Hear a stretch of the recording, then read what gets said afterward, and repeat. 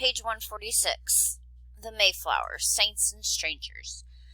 The times were religious and angry. To understand them, we need to review some English history. Remember King Henry VIII? He was the father of Queen Elizabeth. King Henry tossed the Catholic Church out of England long before Jamestown got started. Why Henry did that is an interesting story, but you'll have to look up the details yourself. It had something to do with King Henry's wanting to get married again and again and again, and he had a lot of energy. The head of the Catholic Church, the Pope, didn't approve of all that marrying, so King Henry founded the Church of England, which is sometimes called the Anglican Church, and made himself its leader. By the 17th century, most English men and women belonged to that church, and they still do. It was called the Established Church because it was linked to the government. Since he was king, James was head of the Church of England. The man who actually ran the church was called the Archbishop of Canterbury, and he was appointed by the king. Top of page 147. The Pope lived in Rome in a great palace called the Vatican. The Vatican was and is the control center for the entire Roman Catholic Church. The Pope is elected by bishops of the Catholic Church. Except for that matter of control and leadership, the Anglicans and Catholics were much alike, although they didn't think so and often hated and persecuted each other. As I said, the times were not only religious, but also intolerant. People took their differences very seriously. Wars were fought over them. Some Englishmen wanted the differences between Catholics and Protestants to be greater. They felt that King Henry VIII didn't go far enough when he outlawed the Catholic Church. They didn't want the Anglican Church service to be at all like the Catholic service. They said they wanted to purify the Church of England, so they were called Puritans.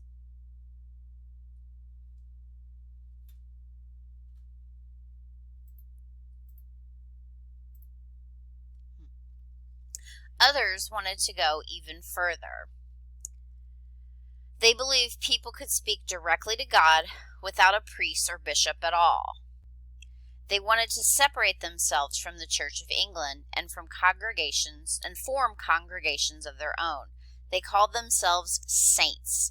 Other people called them separatists. Some people called them troublemakers. King James would not let the separatists practice their religion.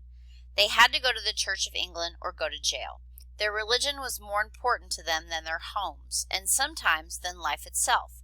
Some of the separatists, especially a group from a village in northeast England called Scrooby, decided to move to Holland, where they were promised religious freedom. And they got religious freedom in Holland, but they didn't feel at home with the Dutch. They were English, and they liked their own customs and language and villages. When their children started speaking Dutch and forgetting English ways, the people from Scrooby decided it was time to move again. They read John Smith's book, Description of New England, and they said, this time to America. Top of page 148. Anyone who takes a trip for religious purposes is a pilgrim. So now the Scrooby people, who were called separatists or saints, had a new name, pilgrims.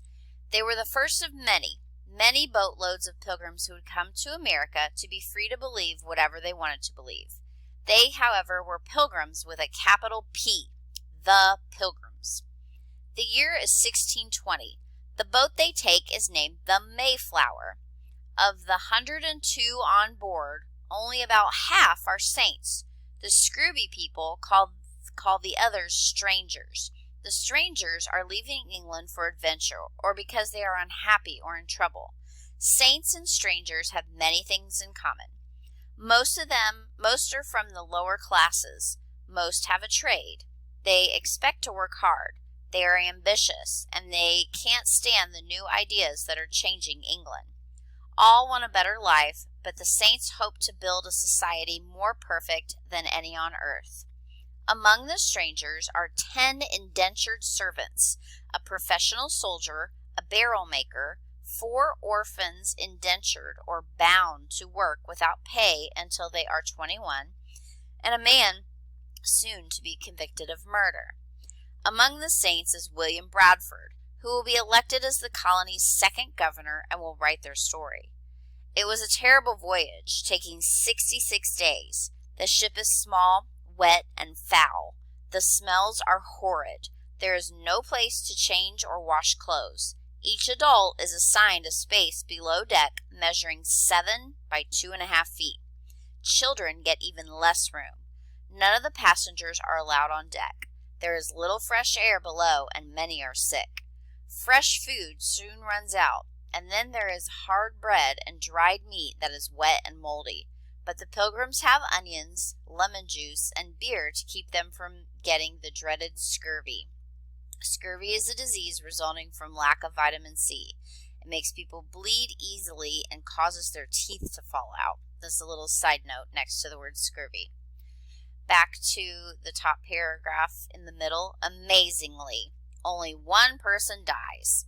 He is replaced on the roster by a baby born at sea, Oceanus Hopkins. Another child, Peregrine White, is born just before they dock. When they first sight American land, it is Cape Cod. They plan to go to Virginia, but they are exhausted. Bradford describes Cape Cod as a hideous and desolate wilderness, full of wild beasts and men.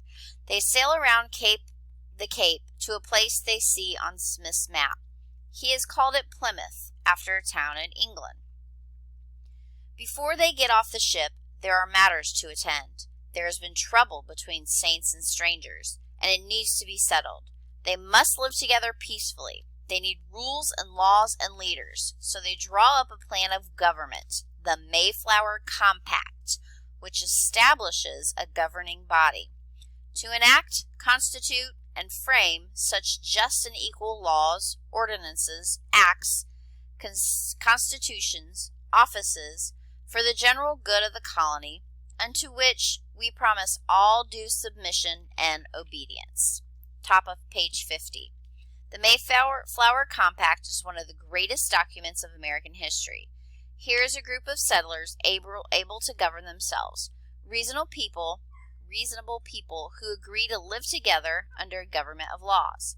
The king doesn't realize what is in the future. This breed of people will not allow others to rule them for long. Then, wrote Bradford, being thus arrived in a good harbor and brought safe to land, they fell upon their knees and blessed the God of heaven, who had brought them over the vast and furious ocean. When they land, they find empty fields cleared for planting. They will learn that smallpox, caught from white fishermen, has wiped out many of New England's Indians. The Pilgrims believe that God has made the land theirs for the taking. But it is December, too late to plant crops. Many will hunger and die before the spring comes. Fewer than half of the 102 who landed will survive the first winter. But no one wants to return to England. These are sturdy folk who intend to start a nation. William Bradford writes of the colony, as one small candle may light 1,000, so the light here kindled hath shone unto many, ye in some sort to our whole nation.